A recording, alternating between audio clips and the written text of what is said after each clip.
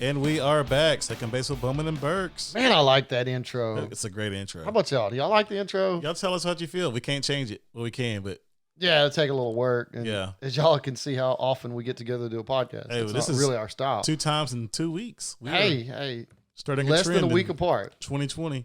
Yep. So with that being said, a lot going on in the world of sports as usual. We're just gonna run into it. Bowman and myself, we just kind of talk about whatever, and where the conversation leads us. We don't even do the whole pre-planning thing anymore. We just jump right in. Yeah, because we end up talking about a lot of stuff off air, and then some of it doesn't make it. Or sometimes, I don't know if y'all have noticed this or not. I don't know how much we do it really, but we'll be in the middle, or we'll skip over points because we've already talked about them, and then it doesn't necessarily make it on air. Yeah, so let's go ahead and talk about, I guess, the biggest news that's going to be, by the time you hear this, will be out. Eli Manning of the New York Football Giants will have retired from the NFL. So, yeah, there's that. Good or bad for the NFL? As I say, I don't know. Jason Garrett gets announced as offensive coordinator, and then Eli's like, well. Eli was already gone. I think I'm done. I'm pretty sure Eli was already gone. Daniel, you can have it. I mean, I like the memes and stuff that's been on Facebook. Though. Yeah. I just love sharing those on the Second Base with Bowman and Burke's Facebook page. Yeah, it's pretty awesome. But no, in all seriousness, yeah, I think from what I heard today on different radio shows and all that was Eli thought he could do it. He's healthy. He can play, he feels like. It's not like he's can't perform on the field. He doesn't feel like he couldn't. But seems like that'd be a good time to go, though. Yeah, but not a lot of buzz in his name anywhere for be a free agent. So, and there's going to be a lot of veteran quarterbacks. Oh, there's a ton. You got Brady, Rivers, Breeze, Winston, Mariota, Tannenhill, Dak, Bridgewater. Hold on. So who would you put as like the top 5 on this list? Okay, so there's a thing. I listen to them in the morning when I get ready for work, and Wingo does this horrible thing where he has a top 3-ish. 3-ish? Yeah, 3-ish. Okay. He does the top 3, but usually it's like the top 8. But he's talking about top free agent quarterbacks, and number 1 was Tom Brady, and they were like, "Wait, what? That can't be Tom Brady. He's too old." But if I had my top 5 free agents, I would go Drew Brees 1, Bridgewater 2, Phillip Rivers to see where he's going, Tom Brady, and Dak Prescott. Nah, Dak Prescott's not going to be free, so you don't even have to put him on there. Okay, well then I'll have a 5th. Okay, Ryan Tannehill. I don't know. Okay, so Jameis Winston seems interesting just to figure out where I really kind of figured he don't end up staying there. Yeah, I'm sure he will because he can sling it around enough to where he's worth staying. Right. Again, that's an anomaly to throw 30 picks and 30 touchdowns. I mean, one of those numbers have to go down, and you would hope it's the interceptions. So maybe, but I mean, the guy's such a wild card. You don't know. Man, famous Jameis. I just see that Florida State Championship, 2013. I just see it, and I'm just like, he's got to stay. He's the dude. He's a Floridan. The state of Florida guy. Hope he can get on with Miami then, because I don't think Bruce Arians is going to deal with him another year. I don't think Bruce has a choice. Sure he does. Bruce is a quarterback whisperer. He can whisper in his quit throwing picks. Well, maybe he has been whispering and he didn't hearing it. Quit throwing picks. He's like, but I threw a touchdown. He's like, yeah, but you threw a pick for every touchdown. Yeah, you don't have to do that's not how it works. It's not 1 for 1. Yeah, well, apparently it is. It's not a 1 for 1. It shouldn't be a 1 for 1. That's right. So speaking of picks, that was one of Eli's knocks. Threw a lot of interceptions. You can go. I mean, pretty much. Okay, Eli Manning, mediocre quarterback. However, was he? Yeah. Was he mediocre? Yeah, he was mediocre. Let's pull up some stats. Go ahead. But 2 incredible playoff runs. Yep, mainly because of the defense. Maybe, but he still. It's not like they were low-scoring games. True. So the defense may help get them there, but still, he helped win the Super Bowl. 2 Super Bowl MVPs. Against Tom Brady. Yeah. That's the thing. Against Tom Brady. Not Tom Brady. Belichick. That too. You're Well, the Tom Brady you're was the the quarterback. quarterback. Okay, if you're you're the going to talk quarterback. about You're playing against you're Belichick. going to talk about Eli Manning, I grant it, but it's quarterback. The Super Bowl is going to be Now, this next do you Sunday. think Peyton helped with that? Can't say. I don't know. I mean, or do you think maybe he was sitting back watching, going, my brother keeps getting his butt kicked by these dudes. What can I do? I wouldn't have helped. I'd be like, you figure it out yourself. And I think Peyton may have been like that. You're a big boy. You figure it out. And he's like, fine, maybe Tom Coughlin did it. So, but you'll never know how great Tom Coughlin could have been in his senile old age because he's out now. Yeah, well, he won't find another way. He's not going anywhere else. I mean, he won't got find his way back blackballed by the Players Association. As I say, he won't get back here. Yeah, he's gone. Which is sad, but Well, I mean, why is it sad? I mean, because I would say that What's worse is the fact that we blackball a guy and get him out of there because he wanted you to actually show up on time for work and knew that the only way he couldn't get a message through any other way. So financial deterrent was the only way he could get players to meetings on time. Okay, totals. Here we go. So here's Eli Manning, some stats for Eli Manning, passing stats. He played in 236 games. At one point was the fourth longest quarterback to start games in his Fourth career. Longest? Yeah. I thought he was like up to 2 or 3. I think he beat 210. I thought 210. Peyton was the only one ahead of him. Peyton, Brett Favre. There was one more. They said. I thought I heard him say. His 3 or 4. So he got 236 and that sucks games. because they benched him for who? I'm trying to think who it was. Geno Smith. Maybe somebody. I think it was Geno Smith. It was Joe Webb, Geno Smith, some dude that shouldn't have started that game. Right. They were just kind of, whoever it was trying to keep his job as a coach. So he's like, we'll try something. It wasn't the guy before Pat Shermer. Yeah. What was I that don't even dude's remember name? who it was. That's the thing. The New York Giants pick coaches that don't give you a lot of juice. What is that dude's name? Well, maybe he had juice in the Northeast and we just don't know about it. I remember you talking about. There's a guy. I keep saying Freddie Kitchens, not him. I see his face. Not. I see the dude's face. He didn't make it very long. He didn't stay very long. Then they got Pat Shermer from the Vikings. Oh, well, we'll figure that. Anyway, and I'm pretty sure he's starting to make his coaching career back, whatever that dude was, because he's somewhere else now. So a 60% completion percentage, threw for 57,000 yards, 366 touchdowns. He threw 244 interceptions. His longest pass ever is 99 yards. His quarterback rating for his career was a 84.1. I don't think you want to see his rushing stats, but if you want to, he averaged 1.3 yards a carry. I mean, you pretty much have to. For 567 yards. But anyway, so he had a QBR in the 80s, high 80s, 80. Yeah, 81.4. Okay, that's low 80s. But I mean, so what do you think he is? You think he's? Oh, he's a Hall of Famer. I'm not saying he isn't. Phillip Rivers is on the consecutive streak. Yeah, so there you go. Well, he's 210 before it's broken. Eli, like I said, he played 100 more. Eli did too. Okay, so behind Brett Favre's 297, Eli's 210. So Eli passed Peyton. Okay. They let him pass Peyton. Peyton had 208. They let him get to 210. And Brett Favre's still way out front with 297. Okay, so he was second. I know he was. Yeah. So there you go. And it looks like, everybody else is way behind him. So again, who's the guy that? How do I say this? So again, they're talking about Eli. That he's retired. This is what we do with quarterbacks that have won Super Bowls and stuff. Is he a Hall of Famer? And I think a lot of people are under the assumption that he will eventually be in a Hall of Fame. It won't take him very long, but he probably, depending on the class that he's involved with in 5 years from now, won't be first ballot. You don't think he'll be first ballot? He's 2-time Super Bowl MVP. I think that right there is probably going to get you into the Hall of Fame. Ben McAdoo, by the way, that's the dude's name. Yeah, that's it. And it was Ben McAdoo. They let McAdoo go. Steve Spagnuolo was in there for like 3 games. Yeah. Wow.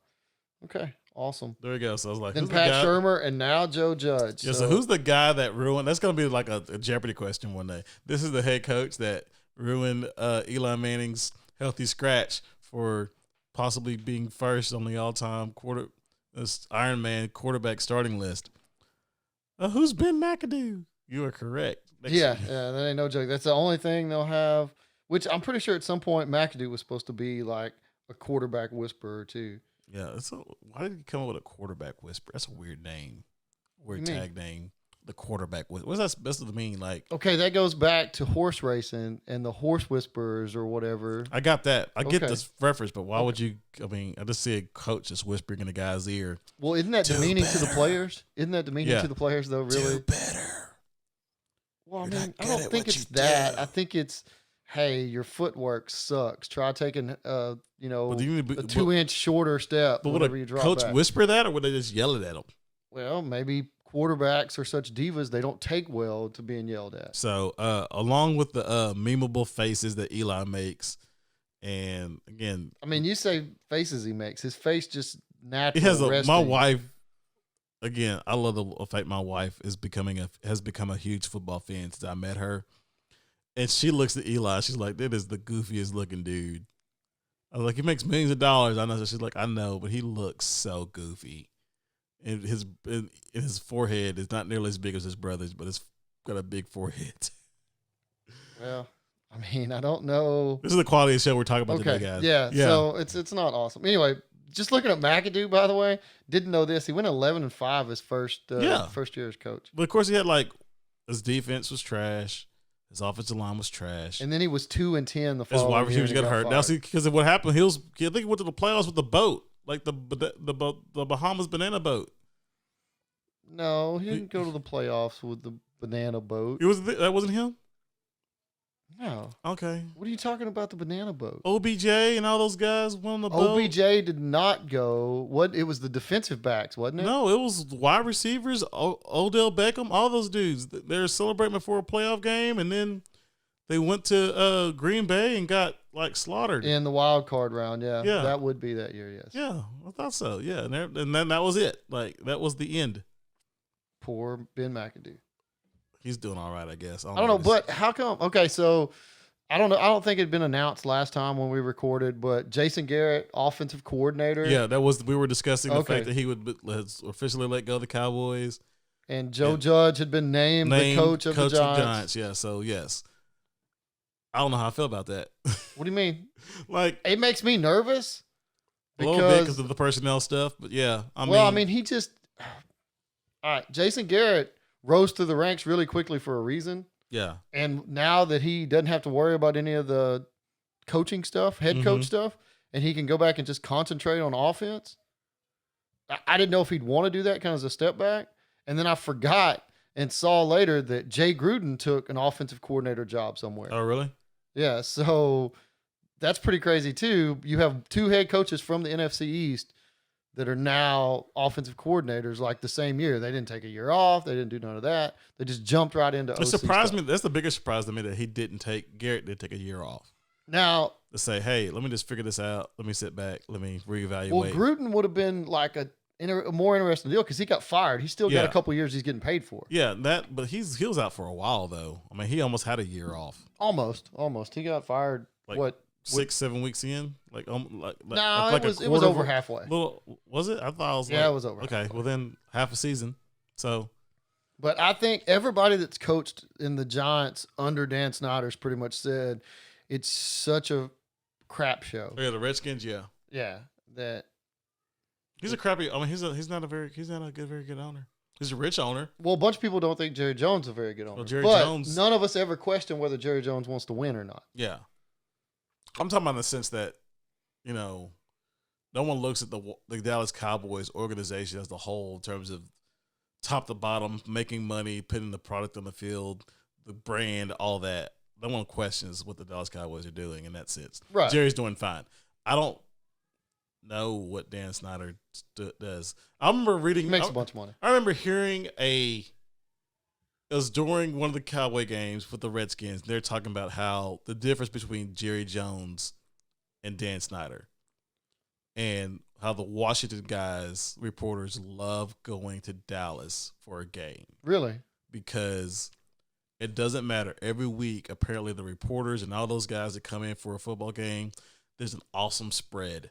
Yeah. I mean, and like they take care of it. Jerry takes but care. But isn't Snyder the guy that they're talking about? Like his biggest concern during the week is his like Thursday or Friday tea time with like the operations manager there or whatever. Sure, or the GM. There's no telling. I'm trying to think if that was the Giants, but that was the story. Was like, oh they keep calling them the Giants and the Redskins. Oh my goodness, they're worse than Dan Snyder saying New Year's Day was Thanksgiving. They both suck so bad, like they interchange right now. Yeah, but yes, the Redskins. Sorry, the Redskins. Like I'm pretty sure that was the deal. Was hey, because who was the GM there that had been there forever? I'm pretty sure he got let go. Bruce Allen. Bruce Allen. And like it was either Bruce Allen or Snyder won. It may have been Bruce Allen. Well, like his biggest thing he wanted to do was make sure he had his tea time. And I could be completely wrong on that. It's a completely different organization. It says here, okay, this is from radio.com. Okay. Chris Lightball 1067 The Fan. Right. Says here. Totally respectable source here. Yeah, the story, as relayed by Grant Paulson to his 106.7 The Fan co-host Danny Rouche on Tuesday, is more along the lines of, quote, "Oh, dear God, the Redskins are really hopeless," end quote. It involves Redskin owner Dan Snyder and his top lieutenant, Redskins team president Bruce Allen. It involves business meetings, commerce, and office dynamics, all the components you'd expect to see from a first-rate NFL franchise. It also involves putt-putt. So here, quote, "The story is just that Dan used to, at certain times, come out of his office upset, screaming about where Bruce was because Bruce was late for tea time." Yeah. Not at like some expensive golf course or anything. Yeah, so he'd be like, "Where's Bruce?" And everyone's like, "I don't know. What do you mean, where's Bruce?" And he's like, "He's supposed to be here. We've got a 3:00 tea time. It's like 3:06, end quote. Oh, except someone interjected, quote, "Except he's like yelling and cursing at people," end quote. This is great. Wow, I did not know this. Quote, I got to use quotes. Quote, "He's like, I need Bruce. We're supposed to be playing right now. Bruce has to be notified that he's late for his tea time." Paulson continued, quote, "And coming from Dan's office, and they go play golf." End quote. So yeah, that's apparently that's what we were worried about right there. That was most important. That was the thing. So yeah. All right. So that's crazy. The Redskins are a horrible organization. Whether they don't, Dan Snyder doesn't take a big think big of the details unless it's tea times on golf courses. Well, I mean, when you're that rich, it's like, hey, apparently our football team's going to suck, so do whatever. I read a book that says rich people who play golf are like wasting their time. Really? And like they play golf as a. Somehow I feel like whoever wrote that book. Malcolm Gladwell, it's a podcast. Malcolm Gladwell, look it up. He talks about how golf courses are a waste of time and taxpayers' money and land and conservation services. Well, I mean, he's assuming that taxpayers pay for them. But he's also, not around here for the most part. But it's also about basically how like rich people like who play golf, A, usually aren't very good, but B, like waste their time and resources playing a game they can't begin to master. So why do they do it other than trying to be elite at something? Can remind me who Malcolm Gladwell is? Malcolm Gladwell is a New Yorker. He sounds really smart. He sounds extremely smart. He's a best-selling author. Is this the guy that talks about like your phone whenever you're like meeting people or whatever, and like you're going to eat, and he's like, "Oh yeah, don't you love the guy that just sets your phone down?" And then like he's like, "Oh wait," and to make you feel special, he'll turn it upside down. He'll be like, "Here, I'll turn it upside down." It's probably that kind of guy. But yeah, he wrote Blink and. Because it seems like there's an interview. Yeah, he probably did it. He probably has. May not be him, but anyway. 100,000 hour, the 10,000 hour rule, outliers, Okay, so you keep naming books, and I didn't read Yeah, them. he's got a great book. So, He's got a book coming that just came out. I heard it's really good. Talking to Strangers. I really want to read that one. But yeah, he talked about it in his podcast. Go check that out. Shout out to Malcolm Gladwell. Hope you're watching. Okay, this is definitely not the dude that I was talking about. If this is a picture of him, he's a Canadian journalist. Yeah, but he worked for the he worked for the New Yorker as a reporter. Okay, as a journalist. I'm just gonna tell you right now. If people out there that don't know him, he probably writes a heck of a book. David and Goliath is another good one. This dude, he looks goofy. He's a goofy. Oh dude. my goodness. No offense, David. I mean Malcolm. Hey, like I said, he's really intelligent. He's 56 years old. Yeah, dude's writes really good books. Get into it. He may, but how's he on a podcast? Is he anywhere? He's got a podcast. It's called Revisionist History. Okay. I mean, I'm thinking about another dude. He was on Joe Rogan's podcast not too long ago. Oh, really? That was an interesting conversation that they had. I love Joe Rogan podcast. I do too. It's like Oprah for dudes. It's amazing. Joe could get like the craziest details out of these people because he talks for 3 hours with them most of the time. That's crazy. We do it for an hour, and I'm like, oh my gosh, can we please? It's not that we've run out of stuff to say, but it's like our wives are outside the door like, hurry. Of course, if we were making a couple $100,000 a year from doing a podcast, they'd be like, get your butt back in there. Yeah. You're not done yet. Yeah. But no, I will go ahead and do this. It's kind of all over the place right now. Okay, yeah, we're scattered. Entertaining today. Joe Rogan talks about the technology that one day we'll be able to read minds. And like scientists are looking into like, the hat that lets you read people's minds. And we can kind of see what people are thinking and this and that. And Malcolm Gladwell kind of refers to, and I'm paraphrasing, do you really want that? Like, even if you could like break down the millions upon thousands, the thousands upon thousands of the thoughts that you have in your head every single second, you think streamline it to 10. Would you really want people to know the 9 other thoughts that are in your head that do not come out of your mouth? Like, we would look at each other. I would not. We would look at each other as if we're all psychos. But would society be better if, like, you were completely honest with everybody? Because I think that's what we're talking about. Like, you would think, because what you say something, so you would assume, never been on whatever. Psychoanalytical. Yeah. So then you would think we say something, so they must be thinking about something like that. I'll tell you what I'm thinking about right now. I ain't gonna lie to you. Food, work tomorrow. Okay. There's some other thoughts I can't really say on radio or a podcast. There's some depraved stuff. I mean, I'm just gonna be real. I mean, how real you gonna be? But every person, I mean, all your thoughts are out there. I mean, if all my thoughts were out there at the same time and you could see them or read them or know of them, I wouldn't leave my house. Yeah, I'm not a horrible person, but think about how we love being entertained with people. So now, instead of you like having to do a podcast or talk or do any of this, now like there's somebody, whoever has the technology will have access to this. They can just hook up and see what kind of crazy stuff you're thinking about, and that'll be a stream. Like people can watch your thoughts all day. A Truman Show scenario going on. Yeah, that'd be weird, but like that would just be scary. And like imagine what Antonio Brown's thinking. Yeah, I know. I mean. There's a lot of people like that. I brought it back to sports. A lot of people. So he's getting arrested. What about Jason Garrett? Do you think it would just be a steady stream of clapping? Like that's all clap it is? Clap on. That commercial's just on heavy replay. The clapper. Maybe he's like if I keep clapping, maybe these guys will figure it out. Mm-hmm. I've tried to tell them. It's a process, every play at a time. I think it'll do. Again, so going back to that. So circling back to Jason Garrett. I think it'd be okay. Again, if you're a Cowboys fan, I don't think you're kind of like, what? Why? Like his allegiance could change that quick. But, I mean, is there really any loyalty in sports? Like, were you thinking, like, he'd never go, like, we were talking about it before the season ended. The Giants were thinking about highly considering him as their head coach if Dallas got rid of him. I think if he'd have left earlier, he probably would have went. I also think he went there as a holdover to get a head coaching job, and I don't think he wants to be a head coach in the NFC East. I agree with that. Here's the thing. Would you rather – granted, the Cleveland job was taken by this point, but I think he just took something like so Cleveland would not call him again. You think? I don't know. Who wants to work for Cleveland?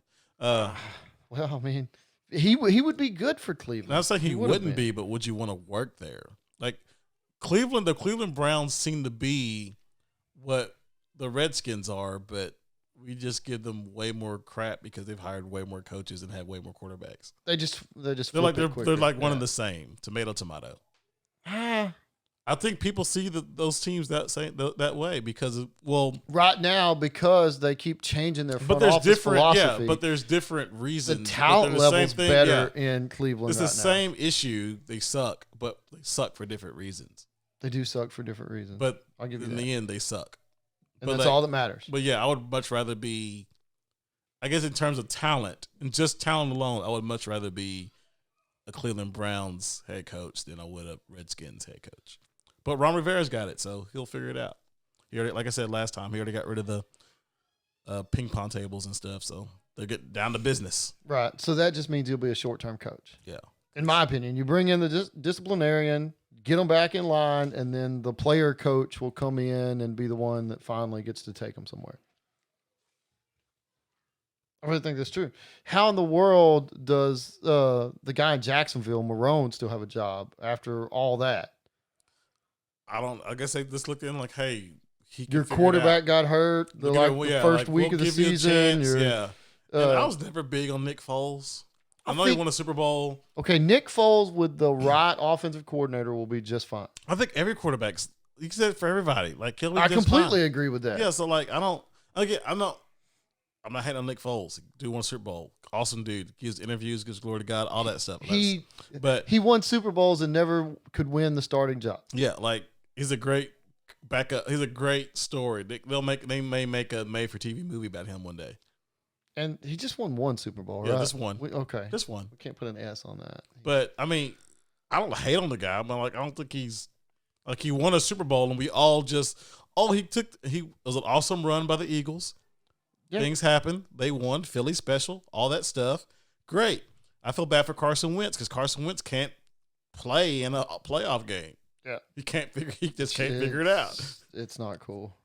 And how would you like to be the franchise that just paid him all that money? Yeah, and you can't play in a playoff game. Okay, so with quarterbacks not playing in playoff games, let's talk about Dak. Let's bring that back to Dak. Let's bring this back up. So, yeah. All right, so Dak, $40 million a year. Franchise tag. Okay, now, let me tell you one reason I think you may not franchise tag him.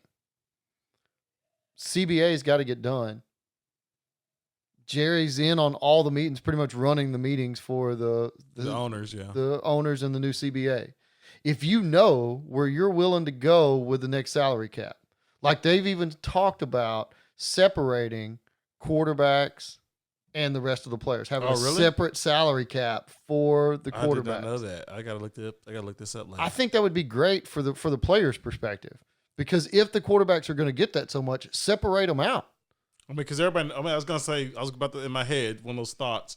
I'm like, I wouldn't like that. But hold on, you're in the NFL. You already know the quarterback's going to be the highest paid player. So just get them out of the equation. Not on every team. And Dak's not the highest paid player on the Cowboys right now. He may very well. He will be. You have to assume cap number wise, they're going to be your biggest. Because the issue you're going to run into, and like we talked about this before, when let Mahomes win a Super Bowl next weekend, and let him be a free agent the following, after the 2021 season. Surely he gets extended before then. He's going to get buku paid. But like I said, I don't know as though everybody involved in a bunch of these don't know that, hey, look, next year, everything could be different and the numbers could be so much higher. Yeah.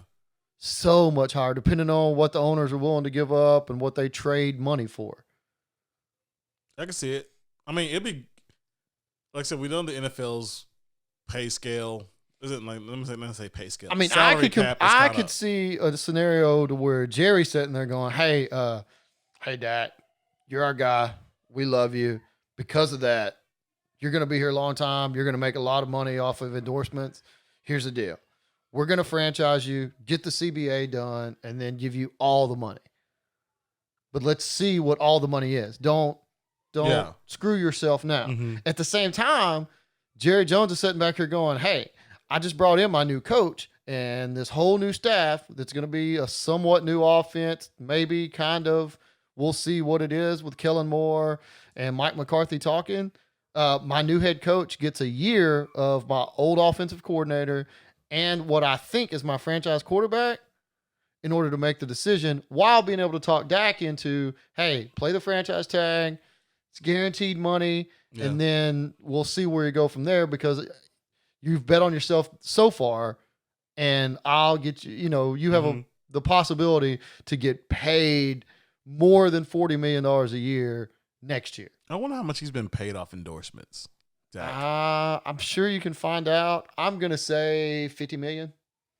That's a lot of money. Roughly. It's not that much money. I mean, think about it. He's talking about signing a $40 million a year deal. I know, but $50 million for a 4th-round quarterback is a lot of money. Well, endorsements. Granted, I know, but it's okay, Dallas.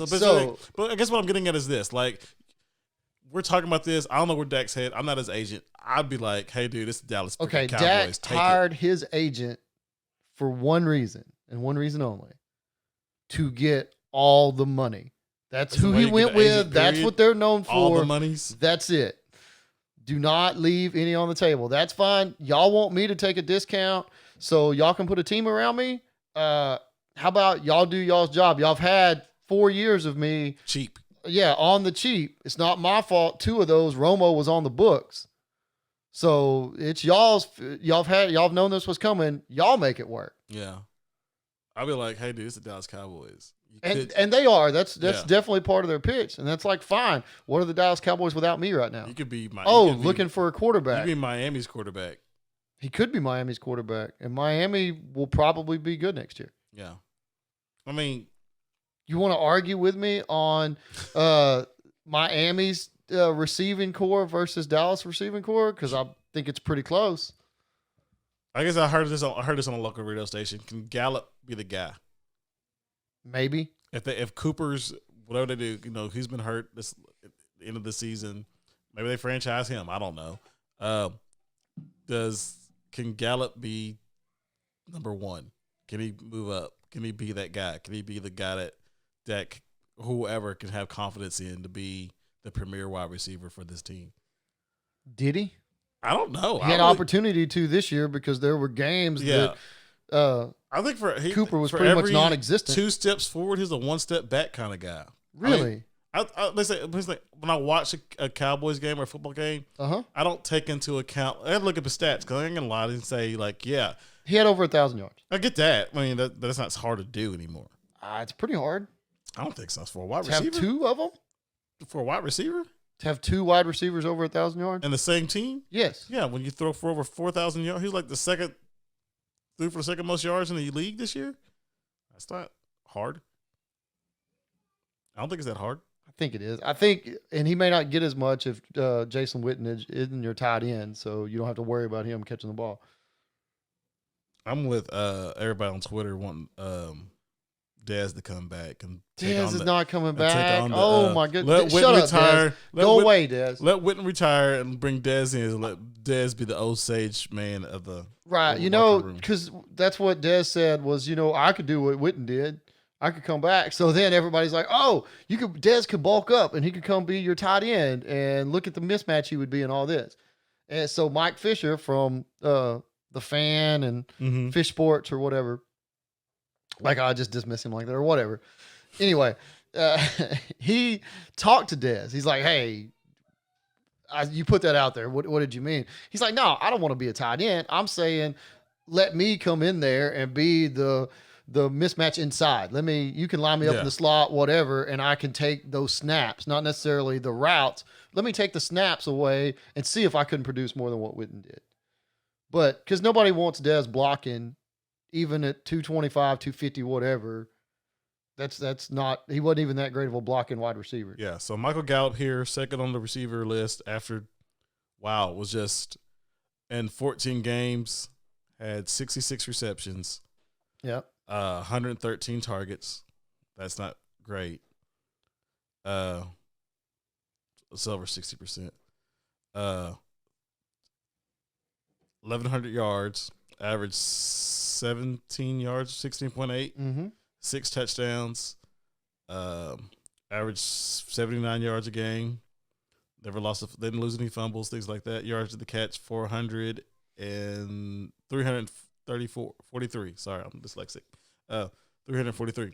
In terms of statistics, Yep. yeah, I mean, he played 2 less games than Cooper, had 13 less receptions, 6 less targets, 82 less yards. Beat has a higher receiving average, 2 less touchdowns, has longer plays. But the question comes up: more yards per game. Does he do that if Cooper isn't on the other side? More yards after the catch. I don't know, but I mean, but Cooper was noticeably hurt. Like, they don't want to say it. He dealt with plantar fasciitis all year. Yeah. He's had quad, but he went out there and played. So that's what I'm saying. Like, I don't. That's just looking at it like I don't.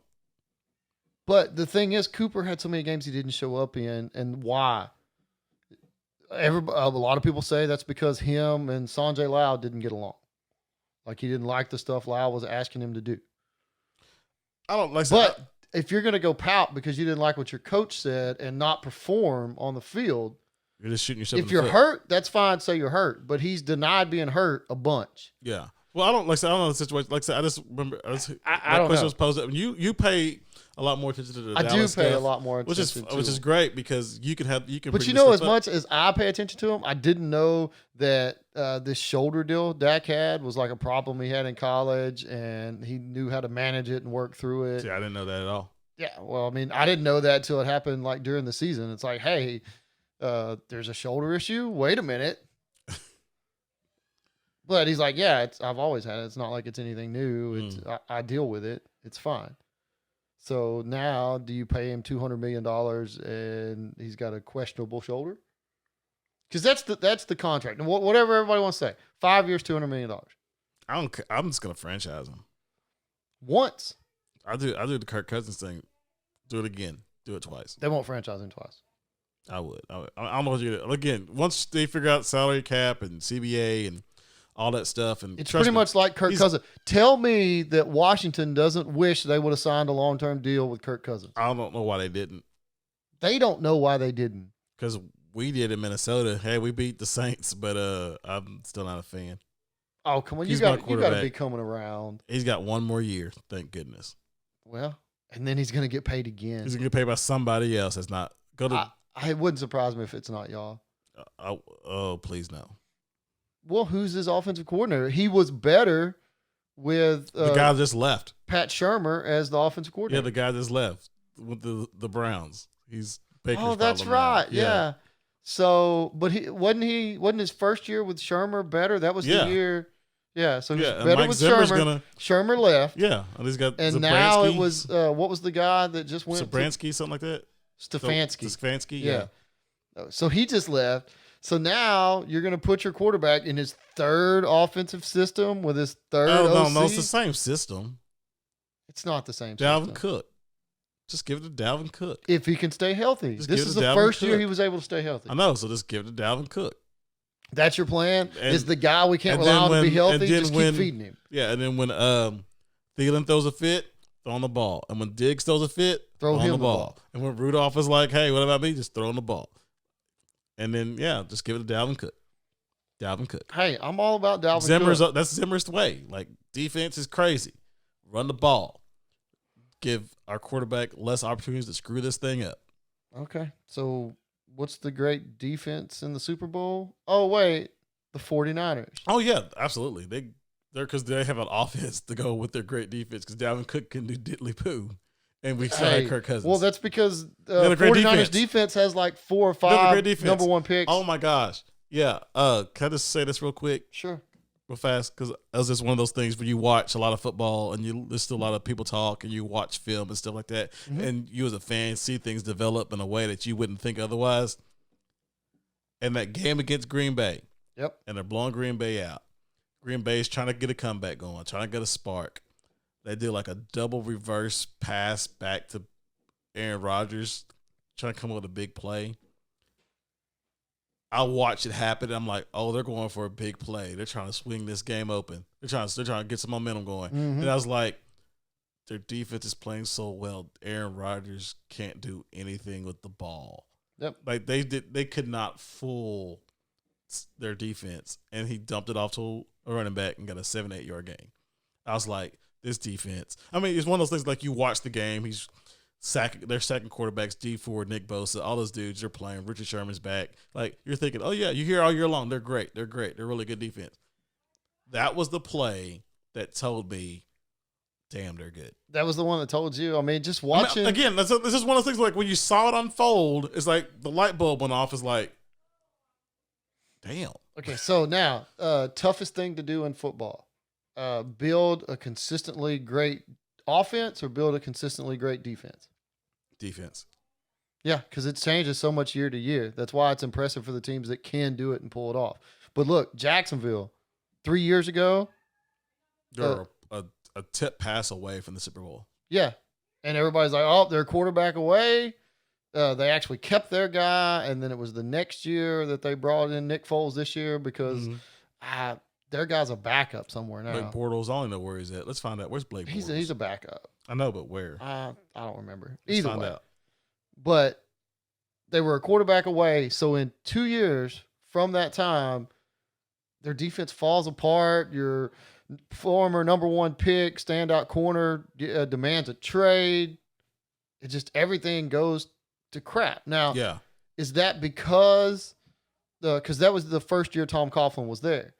Was that because the disciplinarian coach that come in ruling with an iron or GM or whatever Coughlin's role was? I don't even think it was president of operations. Maybe. Yeah, he was like above the GM. I'm pretty sure. Yeah, he was kind of like, hey, whatever you do, it comes through me first. So anyway, he come in, put in this disciplinary culture, expected more of them. That first year, they responded. Boom, we're awesome. Look at us. The second year, it kind of fell off a little bit. And then by the third year, it's like, well, it didn't work out for us last year, so why should we listen to your crap and do all this? And like I said, when they're finding players for being late. They celebrated, they celebrated the moving the clocks forward because apparently when he come in the entire organization, they set their clocks forward 5 minutes because you need to be 5 minutes early for a meeting or you're late. Oh. So, I mean, that was kind of the way he was, old school. This is what I expect. Yeah. This is it. So guys were like, I was showing up on time and they were finding me for being late. And it just, Mount Watts you can't be hard on them for very long before they start bucking that. Yeah. AT&T, Verizon, T-Mobile, Track Phone Wireless. This thing tells me it's 4 o'clock. Well, if you got to be there 5 minutes early and you want to do that and it's building a culture, you'll show up. If you're tired of hearing that and you're still not seeing results, you don't care. Yeah, I'm with you. I'll be like, you can't. There's a like you said, there's a CBA that says you can't do this, and I would fight it absolutely. But don't you think you would probably be closer to a championship team if the guys were like, you know what? I realize we probably shouldn't do that, but why wouldn't you want to be early for a meeting? Why wouldn't you want to do that? So let's quit trying. Okay. Hold on. We're fixing to get on a bigger topic right here. Okay. And I despise this right here, but this is something I run into so much. A lot of people now, whatever that may be, a lot of people blame it on millennials, but I don't even know if the people we're talking about now are even still millennials. I don't know where the age range runs in there. But anyway, so dealing with this, everybody wants to know what's the least amount I can do and how can I get more from you for doing less? Like that's everybody's goal is I want to do the least amount I can. Nobody wants to look back and go, everybody that's truly been successful and set this example and stuff like that. Sure, you saw the glam and the success and all this stuff. You didn't see like Kobe is a great example of this. The guy that was going to be the first in the gym and the last one to leave. Yeah. So a competitor like that's what you want on your football team. So you want that type of guy to buy in and go, I'm going to be the best. I'm going to be here early. I'm going to stay late. I'm going to get this done versus the guy that goes, man, I had 2 minutes left. Why are you trying to say I'm late? That is an attitude that you don't want. But I think that, but I'll say this too. It's a I get exactly what you're saying. I'm not against it, what you said at all. But there's a certain, there's something to be said about culture, atmosphere, and morale. Okay. And if that mindset of being, setting clocks back or forward 5 minutes and harping on that, and you're still not getting the results, and your players resent the fact that you're doing it, and it's somehow creating a toxic work environment for you being there, right, to where it takes you off your game, to where, hey, I'm doing what I need to do, and you won't cut the slack off 2 minutes off of some arbitrary rule that you just made up. You're not doing what you need to do. Look at what's going on the field. I mean, that's either who's to say. Of next course, year? that's here. I mean, I'm saying, but who's to say next year now that Tom Coughlin's gone? And again, I'm not disagreeing. It normally is. That's what normally happens. Is you bring in the nice guy coach. It's going to be, and they want to play for him. I'm not saying that's not. I'm saying, I just feel is. like it's going to be one of those things that we're like. I mean, I'm just saying that personality trait isn't celebrated. When they see it, like Kobe, everybody's like, "Oh yeah, that dude would outwork everybody for sure," But there's a great. I remember hearing a great Kobe story about that. I think I'm thinking of the same Jason one. Williams one.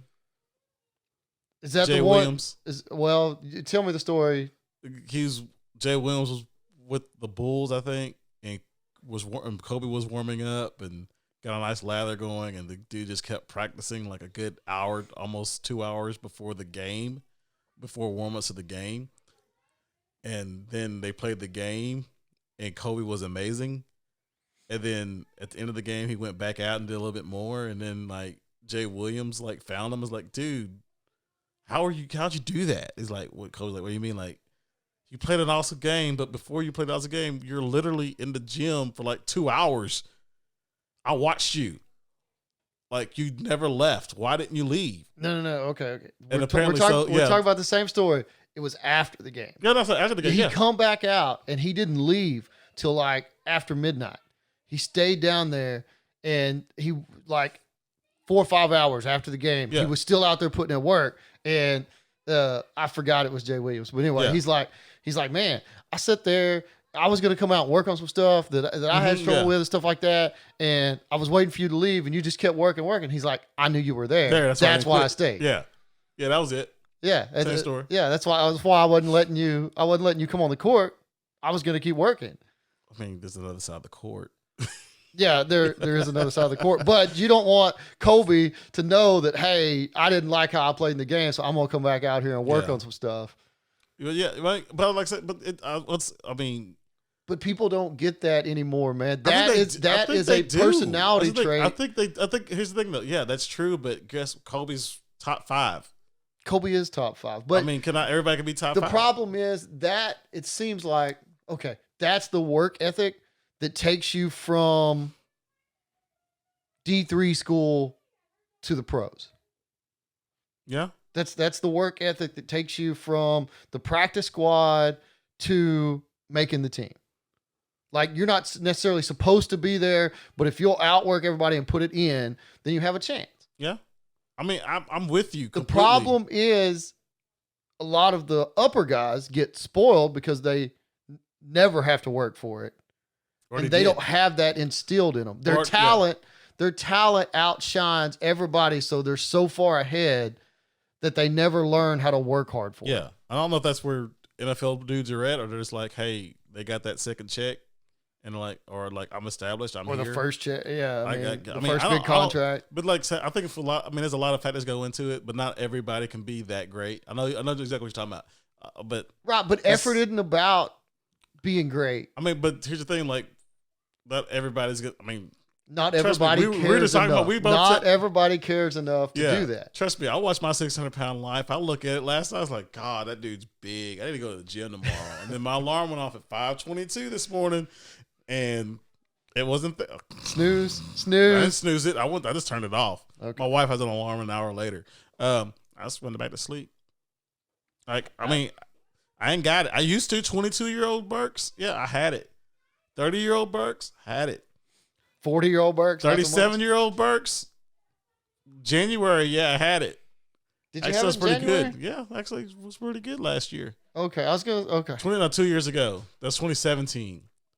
28, yeah, then 2018, Yeah. 2019, 2018 was pretty good too. 2018 was good. 2019 sucked. Yeah, 2019, yeah. So there you go. I mean, we're in 2020. 2020, you got to get back on it. In, and that gym membership is getting paid, and you got to get back on it, man. That's what it amounts to. I need to, but I need my wake up call. I need to step on the scale and it be a bunch of weight. But here's the thing: like, do you want me to call you in the morning to help get you up and going? Good. I have a Google Home, and because I mean, tell me, we could sit here. I've always we're kind of off topic a little bit here, but anyway, tell me you don't feel better when you get up and work out. I mean, I know. Everybody knows that you feel good. I know when you eat better. It's all and there. You work out. And I think about it. Everything is better. And I think about it, and the endorphins come up, and the fire comes up, and then I'm like, why am I having these thoughts at 9:00 at night? Right. When I was younger, when I remember most wanting to work out, and this was like even high school age, stuff like that. Mm-hmm. And I think it's just human nature to some extent. But the times I most wanted to get in shape and work out and go do all this physical activity stuff was when I was homesick. Yeah. Like I couldn't, but man, I saw, if I could, when I get to where I can get back out there, I'm going to do this, I'm going to do that and be on top of it. And once you start feeling better, and even if you do it for just a little bit, it passes. It's like, I feel better. I want to go do stuff I enjoy. Me and my wife talk about, like, we know we feel better. We know the anxiety's gone. We know we decompress. The stress levels are less. We feel good about ourselves. We look good in our clothes. We're not self-conscious. We're this, we're that. We feel good. But it is we're energized. so hard to get up there and get it. And if you'll start doing it enough and get that pattern developed and that habit, you're good. I mean, you can keep it up. And we had it in December, and then Christmas happened, and then we just like. It's hard to do it around the holidays, but that's a cop out too. It's hard to do it anytime.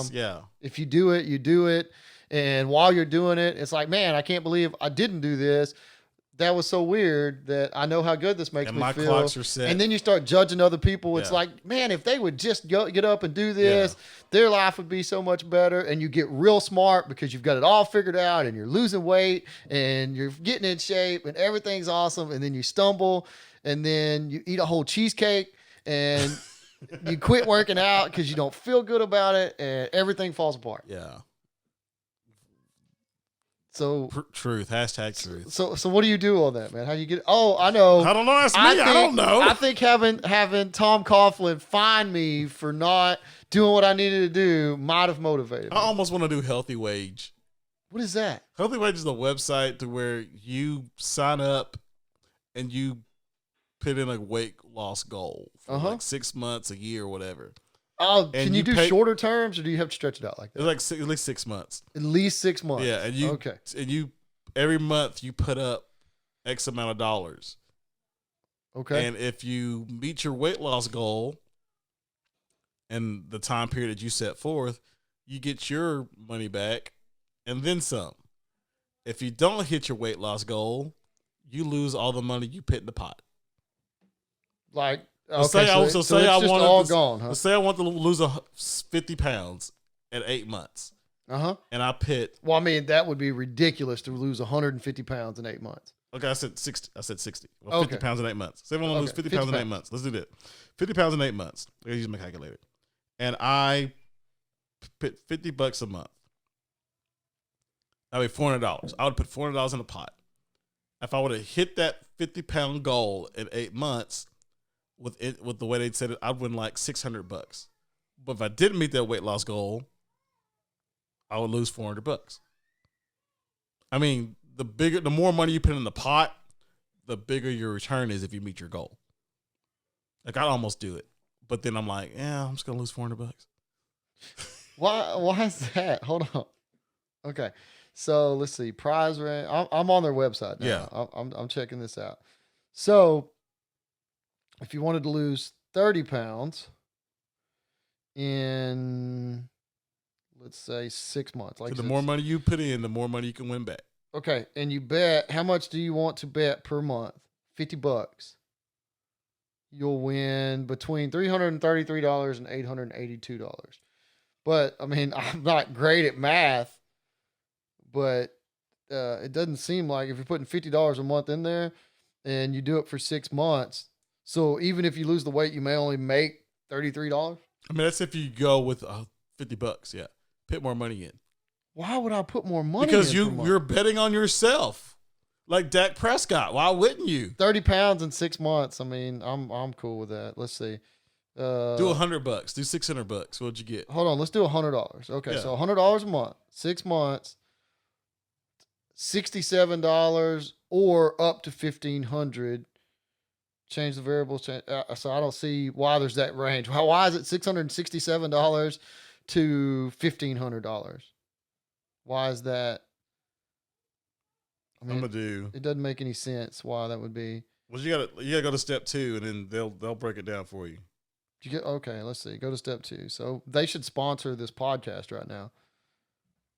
I've done this before. So You've done this before? Yeah, I mean, I've looked into it.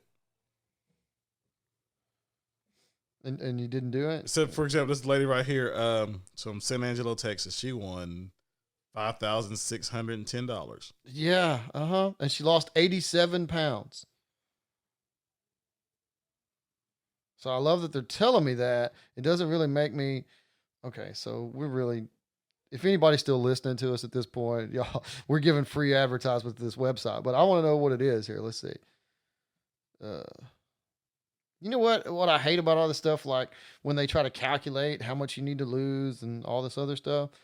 If I was just like a foot taller, man, I'd be fine on weight wise. It wouldn't be that big a deal. If I was like 2 feet taller, I'd be like, hey, you're not. Yeah, you're skinny, man. These Go eat a metrics don't cheeseburger. match the real human body. Yeah. Again, they'll show your number once you sign up and join Facebook and all that kind of stuff. I'm not doing that. I'm out. Okay. So again, like I said, I know. Well, like, bet on yourself. And I was like, I could bet on myself and save some money and put in a pot and use that money for whatever I want. Yeah, to. But guess what? It's already in my bank account, so I can do what I want to. Right? Yeah, anyway. I can already do it. Like I said, you may only win $67 if you bet $100. You'd get more than that. You'd get more than. That's the range, man. I know. So apparently that's possible. You get more than that. But again, I know all that, and still I'm like, but maybe tomorrow. Maybe tomorrow. Maybe I need to have Tom Coughlin. Maybe so. Okay, I'm just gonna leave you a message as Tom Coughlin like every day and yell at you. Be my motivation. Yeah, be my life coach. Well, I mean, I don't know. Does yelling at you like motivate you? No, not really. I don't think it does. So it's not the way. Give me that Theodore. Yeah, give me that Tom. That Jason Garrett clap pep talk. Okay, all right. Well, I mean, you can just set like a ringtone. Like that could be your alarm. Is you could download an alarm. That, just like, go, guys, and hit a gum chomping. Yeah, with the clapping. Come on, guys. It's a process. Every day, get up, make your bed, start the day out right. Let's go. I mean, I think it might work. I don't Maybe. know. Do you make your bed every morning? They say that's a big deal. Yeah. They say that's a big deal if you'll get up and make your bed. No.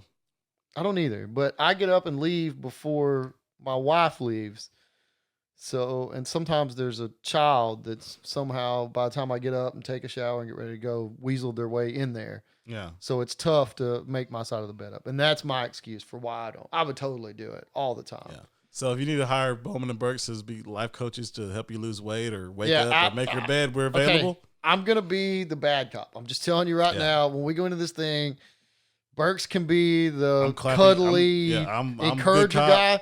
I'm not Mr. Encourager. Not very good at that. If you want to know how many ways you're screwing up in life, we could sit down and talk about it. I'll be happy to point those out. Yeah. Because I'm better at that. He's very critical. But I am not Mr. Rah-rah. Oh, man. He's a very critical guy. Let's go. Yes, I am. Thankfully, I've not seen or received the wrath of critical Bowman. Because I've seen it in other aspects. I mean, but I'm pretty good at that. Yeah, you are. I'm not against it, but it's great when it's lashed at other people. And other people, yeah. If it's me, I'm like, I'd cry. I wouldn't want to make you cry, man. I mean, this would be, that's just how I'd handle it. With that being said, I don't know what else we're going to talk about. Congrats to Derek Jeter and Larry Walker for making it to the Baseball Hall of Fame. People are apparently upset that, again, just like Ken Griffey Jr., a position player could not get 100% Hall of Fame votes. So there's that. He's the highest percentage of a non-pitcher. Is he? He's like 99.7. One guy didn't vote for him. That's crazy. Like 3 guys didn't vote for Ken Griffey. Like you put on there, because they submit their list of 10. Yeah. Right? Mm-hmm. And It's somebody left Jeter off Someone of left the Jeter top off 10. out of the top 10. Someone That's left them off their crazy. ballot. So, Yeah. there's congrats to those two guys for that. Get Super Bowl next weekend. I'm excited. I don't know if I'm going to be here with you. Your wife kind of said, hey, you ain't come over. My parents will be here. We'll have a good old time. I'm leaving at halftime if I go to somebody's house. Yeah, well, this is one of those Super Bowls where I want to watch it, but I don't care. I don't have a rooting interest in it. And that's a lot of people tell me I don't have a dog in this fight. I had a funny story real quick. I bet a kid, he was wearing a 49ers hoodie. Okay, I just want to preface this. Don't say anything right now as far as you gambling with a student that's going to like hurt you in any way. No, that's the thing. Okay. That's why I'm telling the story. Okay. So I said, hey, you got that Niners jersey on. I said, Chiefs by 3. He's like, no, Niners by 7. I was like, I'll take that bet. He looks at me like, no. I'm like, no, I'm not talking money, dude. I'm just talking bragging rights. Right. Trust me. I'm not getting into that situation. I just say so I can see you that following Monday. Be like, Chiefs won. Right. Or you can laugh at me like, this brag. No, I'm not. No money will exchange hands. And it's funny because his mom works there too. His mom works at the school, so I told her about it. She's like, no, you did. Like, I don't want money from the kid. Like, no, right. Bragging rights. I don't care. It's not that deep. Yeah, it's not that deep. I'm just going to enjoy the game. Chiefs are favored by 1, by the way. Yeah, it's just going to be the game. But somehow they've got the over under at 54. Man, that game is way. It's just going to be. I just hope since last year was such a 15-3 defensive struggle, offensive struggle. I actually liked last year's game, but there wasn't a lot going on. Hope this year is a rubber band and it's the complete opposite and people just go crazy. And I mean, both defenses have been playing really good, but I think Patrick Mahomes, the running game for the 49ers, they're going to score more than 54 points. Oh, I have to say this. It's just broke. Well, it didn't just break. LeBron James and Giannis Antetokounmpo are captains of the All-Star game.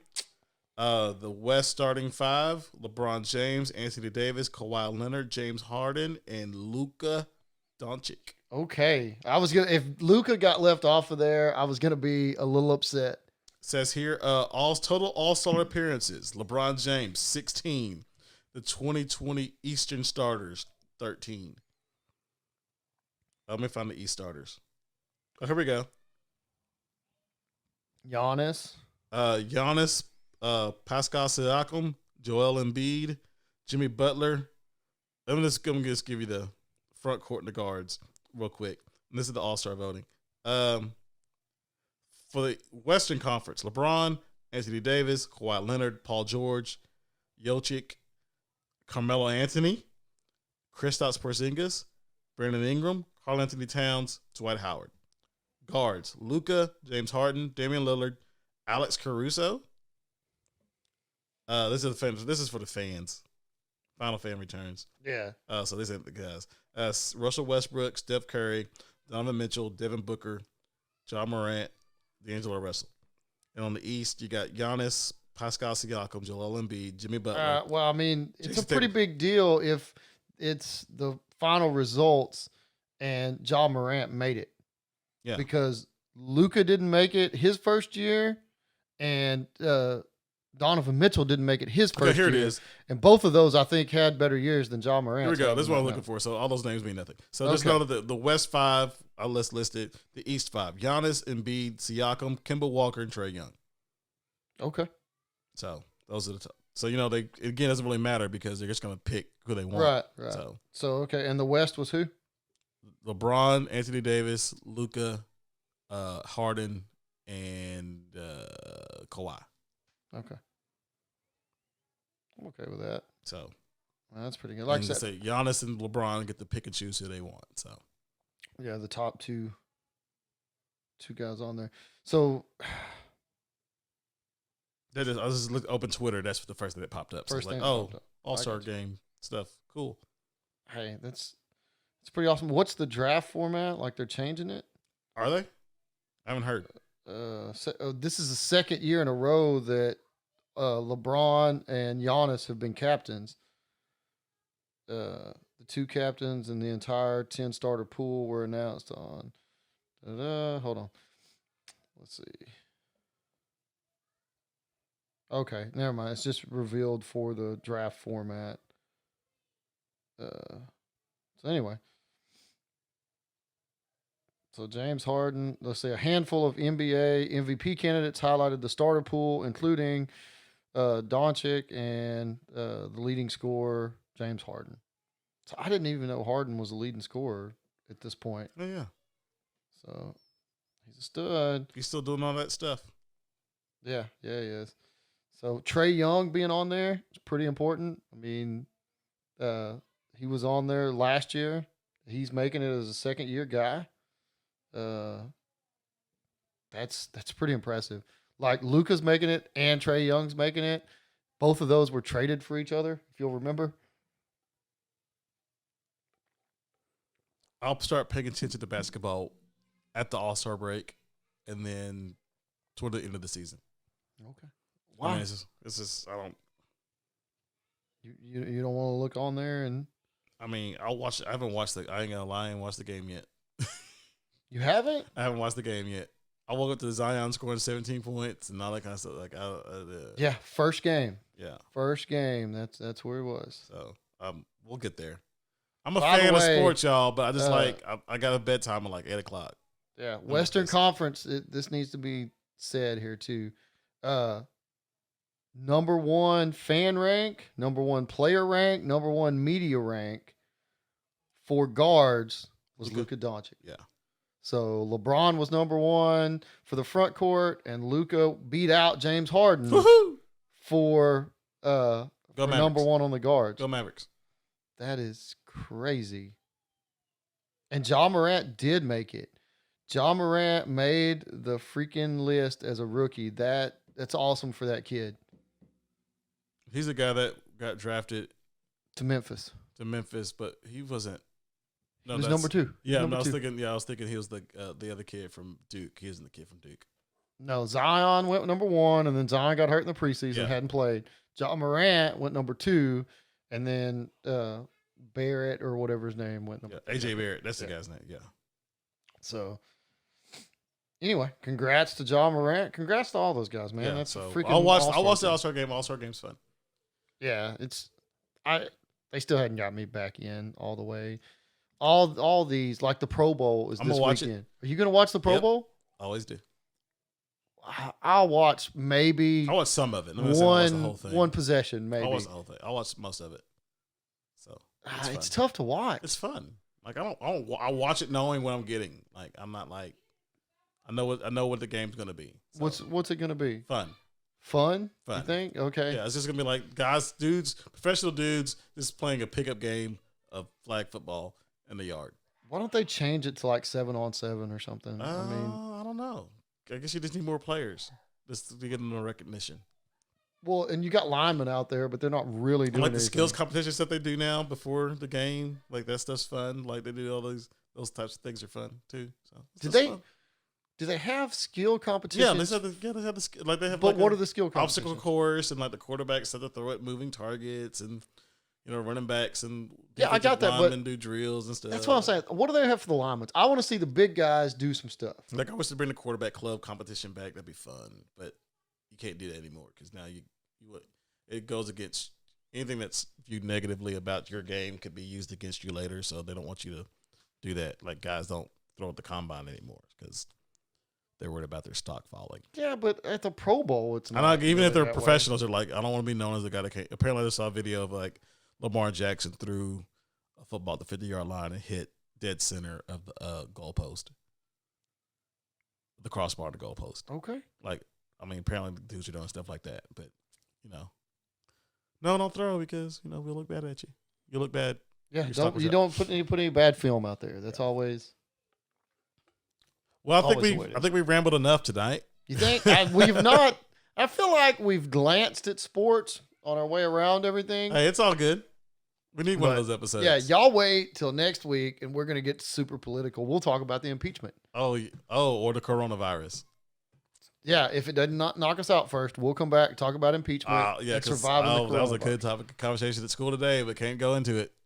Save it for next time. Yeah, it's going to be good. All right. Check us out on Facebook, Podomatic, iTunes, all that good stuff. I'm gonna get my grub on. This is Second Bowman and Burks. We're out.